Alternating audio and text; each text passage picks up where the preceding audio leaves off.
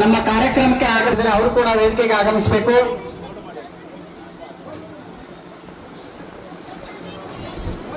ಈ ಕಾರ್ಯಕ್ರಮಕ್ಕೆ ಆಗಮಿಸಿರುವಂತಹ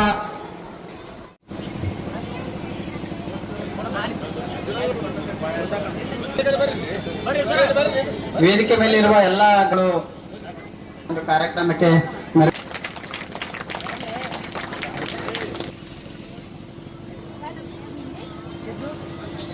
ಖ್ಯಾತ ನಟಿ ಅವರು ಕೂಡ ಒಂದು ಜ್ಯೋತಿ ಬೆಳಗಿಸುವುದರಲ್ಲಿ ಭಾಗವಹಿಸಬೇಕು.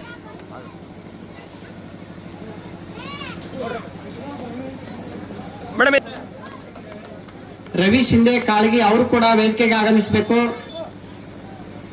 ಎಲ್ಲರೂ ಜೋರಾದ ಚಪ್ಪಾಳೆ ಮುಖಾಂತರ ಸಮಾಜದ ಬಂಧುಗಳೇ ತಾವೆಲ್ಲರೂ ಜೋರಾದ ಚಪ್ಪಾಳೆ ಹಾಕ್ಬೇಕು.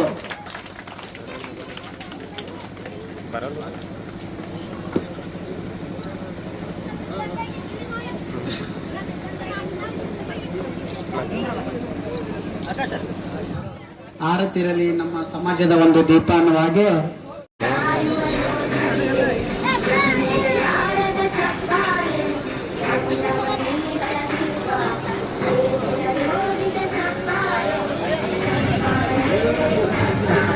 ಈ ಕಾರ್ಯಕ್ರಮಕ್ಕೆ ಎಲ್ಲ ಧನ್ಯವಾದಗಳೊಂದಿಗೆ ಕಾರ್ಯಕ್ರಮದ ಎರಡನೇ ಘಟ್ಟ ನಮ್ಮ ಸಮಾಜದ ಕಾರ್ಯಕ್ರಮಕ್ಕೆ ಸಮಾಜದ ನಾಯಕರ ಕೂಗಿ ಹೋಗ್ಬಿಟ್ಟು ಆಗಮಿಸಿರುವಂತಹ ಶ್ರೀ ಮಲ್ಲಿಕಾರ್ಜುನ್ ಮುತ್ಯ ಮಾಲ್ರಾಜ್ ಅವರಿಗೆ ಕೂಡ ಶಾಲ್ ಹಾಕೋದ್ರ ಶ್ರೀಗಳಿಗೆ ಸನ್ಮಾನ ಮಾಡ್ತಾ ಇದ್ದಾರೆ. ತಾಯಂದಿರು ಕೂಡ ವೇದಿಕೆ ಮುಂದೆ ಜೋರಾದ ಚಪ್ಪಾಳೆ ಮುಖಾಂತರ ಅವರಿಗೆ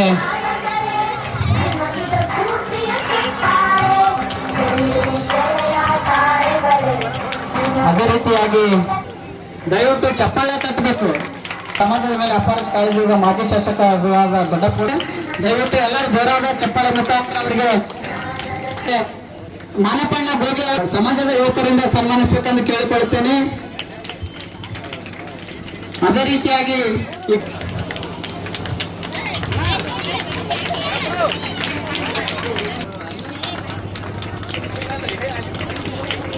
ತುಂಬಿಸಬೇಕು. ಅದೇ ರೀತಿಯಾಗಿ ಇನ್ನೂರು ಅತಿಥಿಗಳಾಗಿರ್ತಕ್ಕಂಥ ವಸಂತ್ ಕುಮಾರ್ ಕಾಕಾ ಅಣ್ಣಾಜಿ ಅವರಿಗೆ ಕೂಡ ಸಮಾಜದ ಯುವಕರು ಬಂದು ಮಹೇಶ್ ಪಟೇಲ್ ಕೂಡಿ ಅವರಿಗೆ ಗುಂಡಪ್ಪ ಅವರಿಂದ ಸನ್ಮಾನಿಸಬೇಕೆಂದು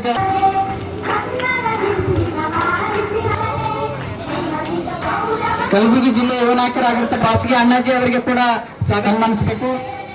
ಅದೇ ರೀತಿಯ ಮಹಿಳಾ ಘಟಕ ನಿಜಲಿಂಗಮ್ಮ ಇಬ್ಬರಿಗೆ ಅವರು ಕೂಡ ಸ್ವಾಗತಿಸಬೇಕು. ದಯವಿಟ್ಟು ಜೋರಾದ ಚಪ್ಪಾಳೆ ಮುಖಾಂತರ ಅವರಿಗೆ ಅಭಿನಂದಿಸಬೇಕು. ಎಲ್ಲರೂ ನಮ್ಮ ಸೀರಿಯಲ್ ನೋಡ್ತೀರಾ? ಮೊದಲನೇದಾಗಿ ಎಲ್ಲ ಗಣ್ಯರಿಗೂ ನನ್ನ ನಮಸ್ಕಾರನ ತಿಳಿಸಕ್ಕೆ ಇಷ್ಟಪಡ್ತೀನಿ. ನಿಜ ಹೇಳಬೇಕು ಅಂದರೆ ನನಗೆ ಕಲಬುರ್ಗಿ ಅಂತ ಅಂದರೆ ತುಂಬ ಇಷ್ಟ. ಇದು 3ನೇ ಸತಿ ನಾನು ಬರ್ತಾ ಇರೋದು 7 ವರ್ಷದಲ್ಲಿ. 4ನೇ ಸತಿ ಕಲಬುರ್ಗಿಗೆ ಬರ್ತಾ ಇದ್ದೀನಿ. ಯಾಕಂದರೆ ಇಲ್ಲಿ ಜನ ಅಷ್ಟು ನೀವು ಪ್ರೀತಿ ತೋರಿಸ್ತೀರಾ. ಪ್ರತಿ ಸತಿ ಬಂದಾಗಲೂ ಅಷ್ಟೇ ನಮ್ಮದೇ ಮನೆ ಅನ್ನೋ ಥರ ಒಂದು ಭಾವನೆ ಬರುತ್ತೆ. ಅದಕ್ಕೆ ನಾನು ಯಾವಾಗಲೂ ಕೇಳಿದಾಗಲೂ ಇಲ್ಲ ಅಂತ ಹೇಳೋದೇ ಇಲ್ಲ. ನನ್ನ ಟೈಮ್ನ ಫ್ರೀ ಮಾಡಿಕೊಂಡು ಬಂದೇ ಬರ್ತೀನಿ. ಫರ್ದಾಬಾದಿಗೆ ಇದೆ 2ನೇ ಸತಿ ಅಂದರೆ ಬರ್ತಾ ಇರೋದು. ಫರ್ದಾಬಾದಿಗೆ ಬಂದಿದ್ದೆ, ಇವಾಗ ಇದು ಇಲ್ಲಿಗೆ ಬಂದಿರೋದು ಇದೆ 2ನೇ ಸತಿ. ಈ ಕಾರ್ಯಕ್ರಮನ ಆಯೋಜನೆ ಮಾಡಿರೋ ಪರಮೇಶ್ವರ್ ಹಲ್ಗಿ ಅವ್ರಿಗೆ ನನ್ನ ಧನ್ಯವಾದಗಳನ್ನ ಹೇಳಕ್ಕೆ ಇಷ್ಟಪಡ್ತೀನಿ.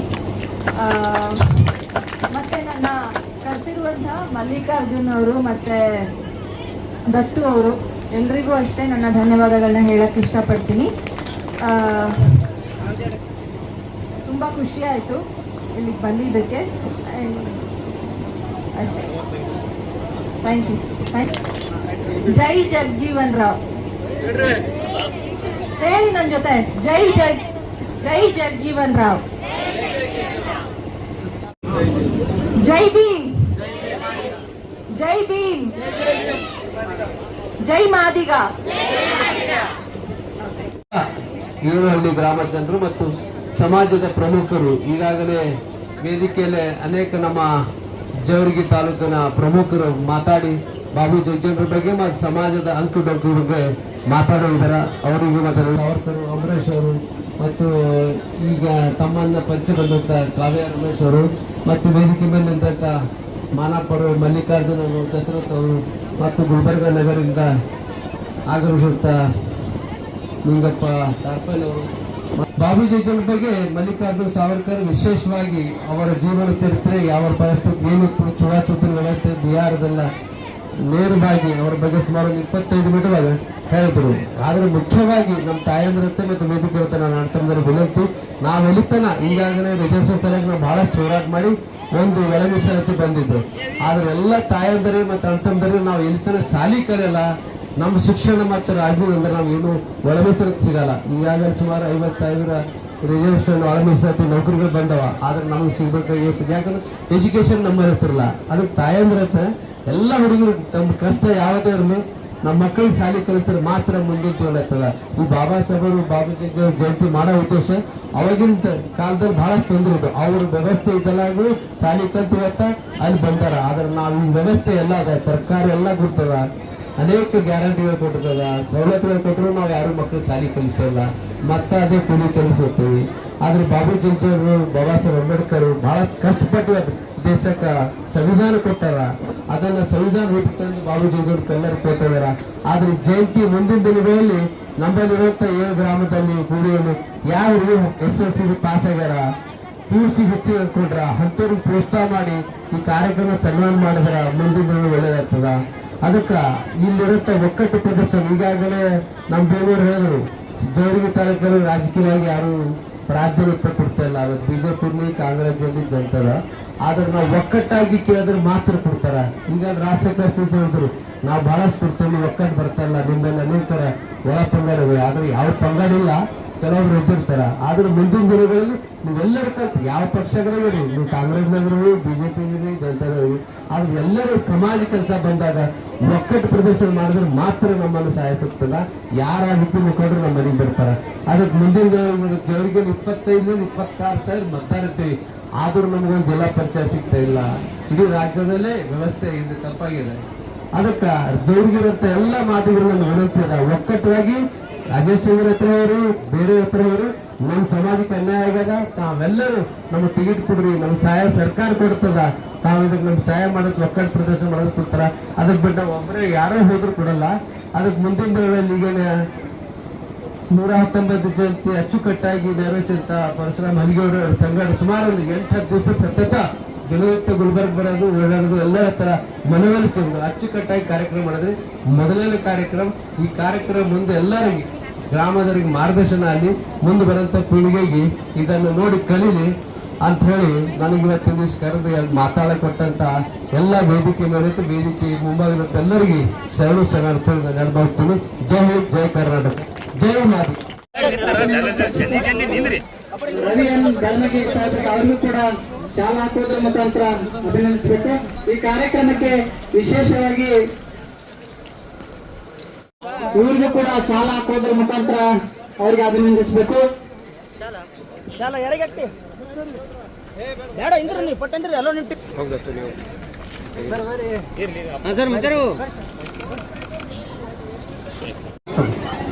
ಅದನ್ನು ಬಿಟ್ಟು ನಾವು ಜಯಂತಿ ಮಾಡ್ತೀವಪ್ಪ ಅಂತಂದ್ರೆ ಸಾರ್ಥಕ ಆಗಲ್ಲ.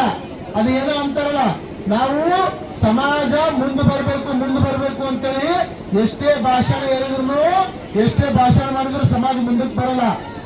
ಬೆಳಗಾನ ರಾಮಾಯಣ ಕೇಳಿ ಬೆಳಗ್ಗೆ ಎದ್ದು ರಾಮನಿಗೆ ಸೀತಾ ಏನಾಗ್ತಾರಂದ್ರೆ ಸಮಾಜ ಮುಂದಕ್ಕೆ ಬರಲ್ಲ.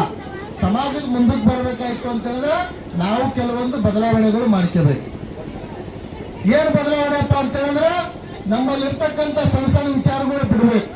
ನಿಮ್ಮಲ್ಲಿ ಮನೆ ಅಕ್ಕದ ಪಕ್ಕದಾಗ ನಾಲಿ ನೀರಿನ ಸಲ ಕಚ್ಚಾಡ್ತಕ್ಕಂಥದ್ದು, ಒಬ್ಬರಿಗೊಬ್ರು ಭೇದ ಭಾವ ಇಟ್ಕೊಂತಕ್ಕಂಥದ್ದು, ಜಾಗದ ಸಲ ಕಚ್ಚಾಡ್ತಕ್ಕಂಥದ್ದು, ಇವೆಲ್ಲ ನಾವು ಮಾಡ್ಕೊಂಡು ಕುಂತೀವಪ್ಪ ಅಂದ್ರೆ ಸಮಾಜ ಬೆಳಕಾಗಲ್ಲ. ಸಮಾಜ ಬೆಳಬೇಕಾದ್ರೆ ನಾವೆಲ್ಲರೂ ಕೂಡ ಒಗ್ಗಟ್ಟಾಗ್ಬೇಕಾಗ್ತದ, ಒಗ್ಗಟ್ಟಾಗಿ ಒಂದಾಗಿ ಇರ್ಬೇಕಾಗ್ತದ. ಕೆಲವೊಂದಲ್ಲಿ ಸಣ್ಣ ಸಣ್ಣ ವಿಚಾರಗಳಿದ್ರೂ ಕೂಡ ಅವೆಲ್ಲ ಬದಿಗೊತ್ತಿ ನಾವೆಲ್ಲರೂ ಕೂಡ ಮುನ್ನುಗ್ಗಬೇಕಾಗ್ತದ. ಅಂದಾಗ ಮಾತ್ರ ಸಮಾಜ ಬೆಳೀತದ.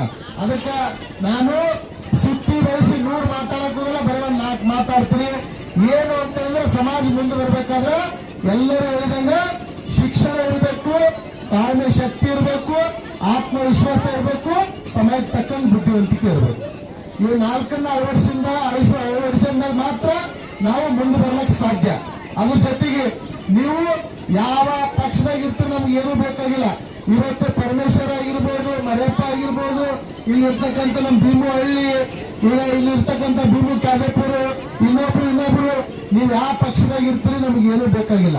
ನೀವು ನಿಮ್ಮ ಪಕ್ಷದಾಗ ನೀವು ಕೆಲಸ ಮಾಡ್ರಿ. ಆದ್ರೆ ಸಮಾಜದ ವಿಷಯ ಬಂದಾಗ ನೀವೆಲ್ಲರೂ ಕೂಡ ಒಂದೇ ವೇದಿಕೆಗೆ ಬರ್ಬೇಕಷ್ಟೇ. ಯಾಕಂತ ಹೇಳಿದ್ರೆ ನೀವು ತಿಳ್ಕೊರಿ. ಯಾಕಂತ ಹೇಳಿದ್ರೆ ನೀವು ನೋಡ್ರಿ, ಒಂದೇ ಸಮಾಜದಾಗ ಎಲ್ಲಾ ಪಕ್ಷದಾಗ ಇದ್ರಪ್ಪ ಅಂತ ಹೇಳಿದ್ರೆ ಯಾರು ಕೂಡ ನ್ಯಾಯ ಕೇಳಕ್ಕಾಗಲ್ಲ. ಇವತ್ತು ಕಾಂಗ್ರೆಸ್ದವ್ರು ತಪ್ಪು ಮಾಡಿದ್ರಪ್ಪ ಅಂತ ಹೇಳಿದ್ರೆ ಬಿಜೆಪಿ ಇರ್ತಕ್ಕಂಥ ನಾಯಕರು ಕೇಳಬೇಕು. ಬಿಜೆಪಿ ಅವ್ರು ತಪ್ಪು ಮಾಡಿದ್ರಪ್ಪ ಅಂತ ಹೇಳಿದ್ರೆ ಕಾಂಗ್ರೆಸ್ದಾಗ ಇರ್ತಕ್ಕಂಥವ್ರು ಕೇಳಬೇಕು.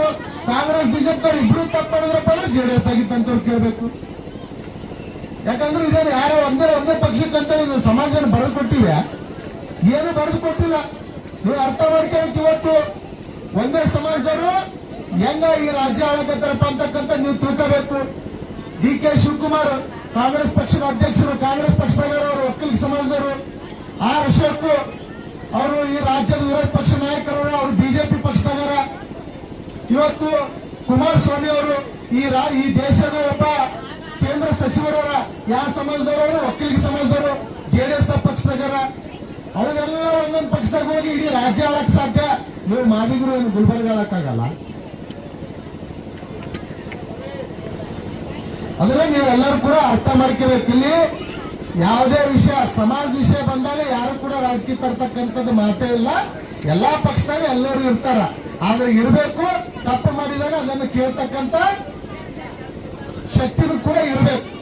ಜೋರಾದ ಚಪ್ಪಾಳೆ ಹೊಡೀರಿ. ಯಾಕಪ್ಪ ಅಂದ್ರೆ ನಮ್ಮ ಮನೆಗೆ ಒಂದು ಸಣ್ಣ ಕಾರ್ಯಕ್ರಮ ಮಾಡ್ಬೇಕಂದ್ರೆ ಎಷ್ಟೋ ಕಷ್ಟಪಡ್ತೀವಿ. ಸುಮಾರು ಒಂದು ವಾರಗಳ ಕಾಲ ಅವರು ಒಂದು ಕಾರ್ಯಕ್ರಮ ಆಯೋಜನೆ ಮಾಡಿದರೆ ಅವರಿಗೆ ನನ್ನ ಪರವಾಗಿ, ನಮ್ಮ ಸಮಾಜದ ಪರವಾಗಿ ತುಂಬ ಧನ್ಯವಾದಗಳನ್ನು ಸಲ್ಲಿಸುತ್ತೇನೆ. ಮುಕ್ತಾಯಗೊಳಿಸುತ್ತೇವೆ.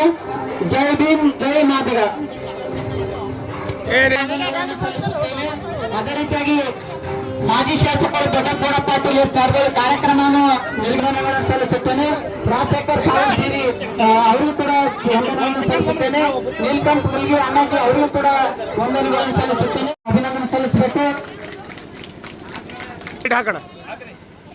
ಬೆಳೆಯುವ ಸಿರಿ ಮೊಳಕೆ ಅನ್ನುವ ಹಾಗೆ ನಮ್ಮ ಸಮಾಜದಲ್ಲಿ ಜಯಂತಿಯನ್ನು ಮಾಡಿರ್ತಾರೆ. ಅದಕ್ಕಾಗಿ ದಯವಿಟ್ಟು ಆ ಜಯಂತಿಯ ಪದಾಧಿಕಾರಿಗಳು ಮತ್ತು ಅಧ್ಯಕ್ಷರಿಗೆ ತುಂಬ ಹೃದಯದ ಧನ್ಯವಾದಗಳನ್ನು ಹೇಳಕ್ಕೆ ಇಷ್ಟಪಡ್ತೇನೆ. ನಿರ್ಣಯ ಮಾಡಿದಿರಿ. ಅಧ್ಯಕ್ಷರು ಮತ್ತು ಪದಾಧಿಕಾರಿಗಳು ಆಯೋಜನೆ ಮಾಡಿದರೆ ಅವರು ಕೂಡ ವೇದಿಕೆ ಜೋರಾದ ಚಪ್ಪಾಳೆ ಮುಖಾಂತರ ಆ ವಿದ್ಯಾರ್ಥಿಗೆ ನೀವು ಒಂದು